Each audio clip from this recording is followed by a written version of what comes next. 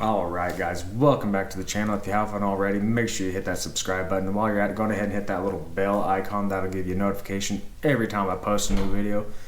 And today I'm going to talk about what I believe are the 5 most common surf fishing mistakes. And if I'm an expert in anything, it is making mistakes out here in the surf. I mean, I still do it. I do it every day out. And if you're not willing to admit that you make mistakes, then you're never going to get better at surf fishing. But I'm going to go ahead and jump into this. Mistake number 1 is your location. And I know it's so tempting to just park your car, get all your fishing stuff out, walk to the end of the boardwalk, and set up shop right there. But the odds of that being the best place to fish is going to be pretty slim. Now, if you have some type of physical limitation, or you're packing along 3 or 4 kids, or for some other reason, if that's the only place you can fish, good for you. You're out there, you're trying it, and if that's what works for you, that's what works. I'm not knocking that at all. You have just as much right to fish right out front of that boardwalk as anybody else does out down there at the beach. So you do you. Now, if you are able to head down the beach, that's probably what I would do.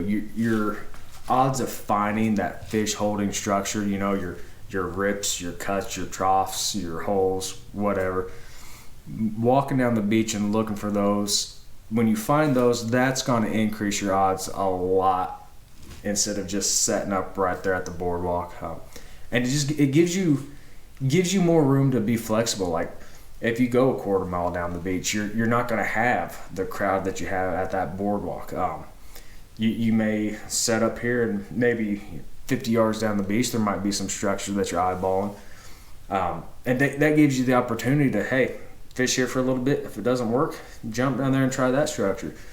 But if you're in an area where there's people stacked up on each side of you, you really don't have that option to just kind of jump over a little bit. I personally, I like my space when I fish. I want to be able to throw this way and throw that way just to see if there's any fish cruising over here. But when you're all packed in together, you don't have that option. You're kind of straight out, and you got to kind of hope that those fish are right there.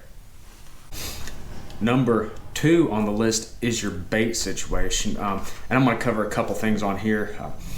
First part is, a lot of guys go out and they'll buy frozen shrimp from a grocery store, and that's all right. It's not great, but what'll happen a lot of times is you'll go out there, you'll put that frozen shrimp on the hook at the start of the day, and it's all right. It'll stay on that hook for a little while, but as the day goes on and that shrimp starts to thaw, it starts to get really soft, turns to mush, and it's really hard to keep it on the hook.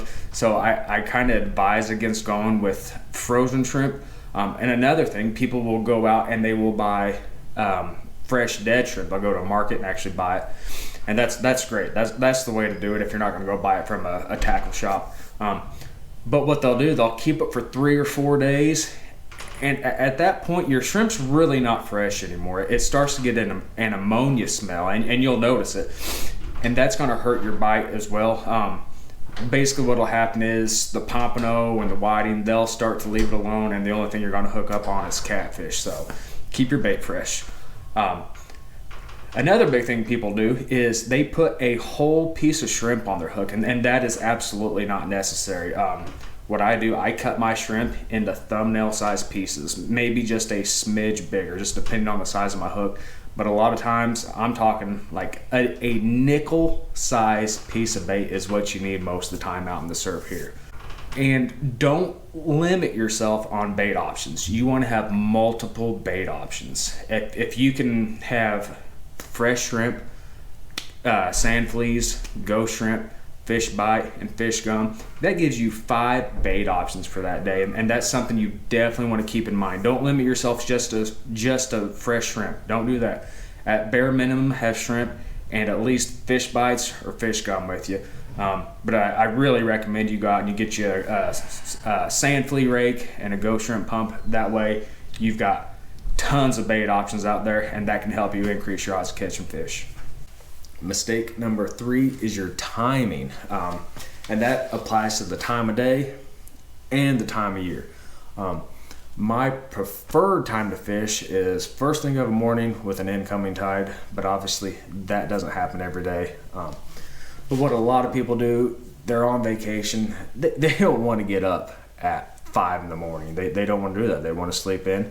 And so they go out at 11 o'clock or noon. But guys, when it's noon and the sun's beating down, it's 95 degrees in August, you're not going to catch a whole lot of fish at that time of day.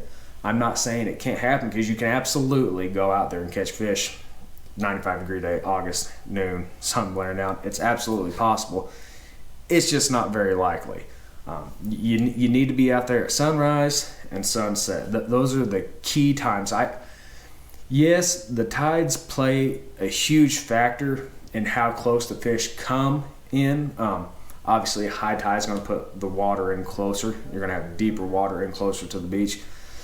But even then, I don't base my fishing a whole lot on the tides. I go more time of day, early morning, late evening. And this time of year when I'm filming this, it's February. It's a good time for this, but a bad time for fishing. The past 2 weeks, it has gotten super cold here in Alabama. We've had lows in the 30s and even into the upper 20s, and that has made the water temperature plummet.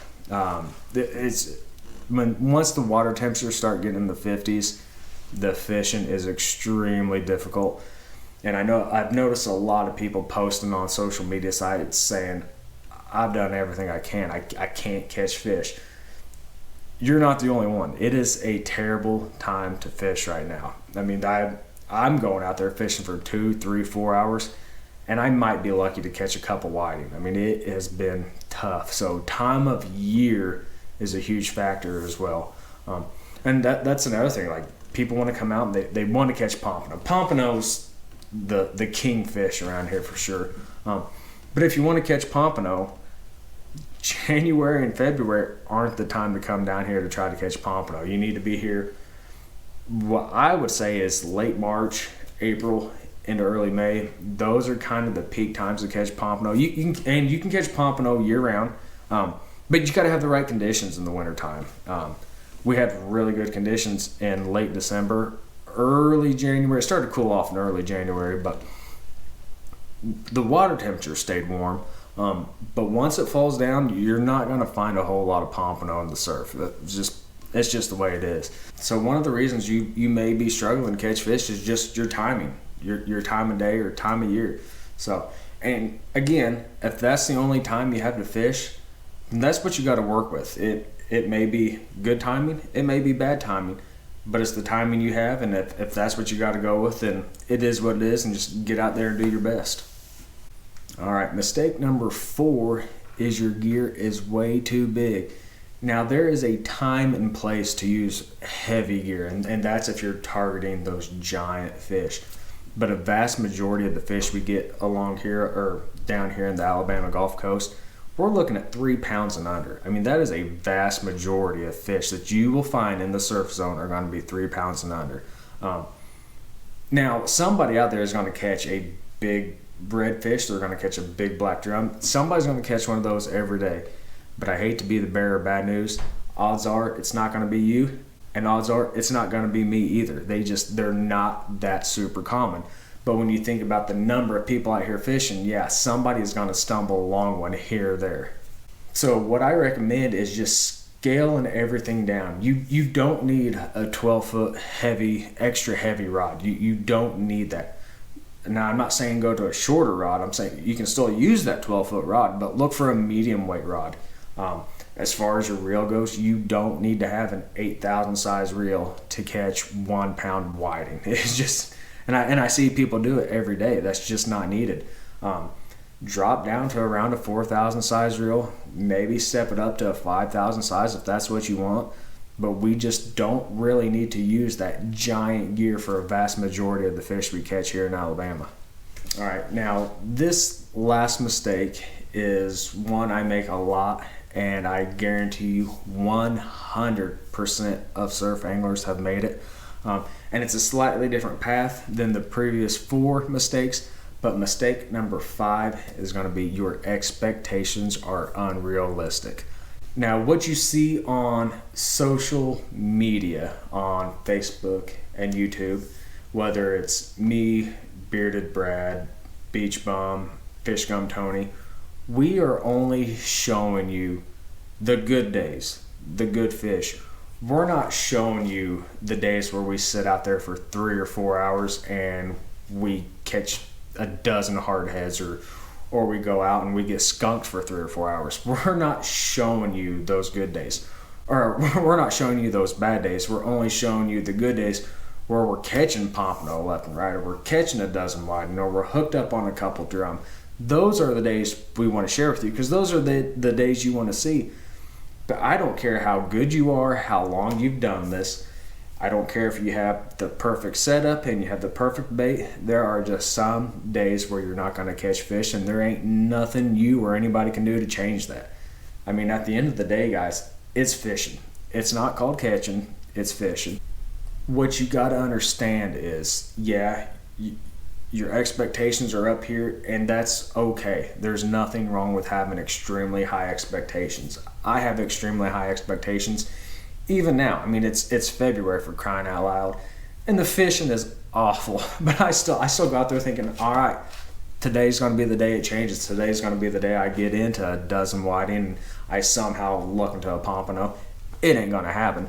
But up here, I always have those super high expectations, and that's okay to have those, but just realize it's not always action-packed. There's going to be struggles, but don't let that make you give up. If you keep at it and you keep learning and you keep pushing yourself, those hard days will become fewer and far between, and you'll find fish even on these days where the conditions aren't great. If you keep pushing and you keep learning, then on those hard days where you used to get skunked, you might start pulling out a few fish here and there. I'm not going to tell you you're going to catch them every time out, but if you keep pushing yourself and you're learning and you're educating yourself, those hard days become fewer and far between. All right, guys, hopefully I didn't bore you too much with this video, but it's one I've been wanting to put out for a while, and what better time than right now while the surf fishing is absolutely terrible here in Alabama. But I'm going to go ahead and wrap this up, so until next time, I'll see you later.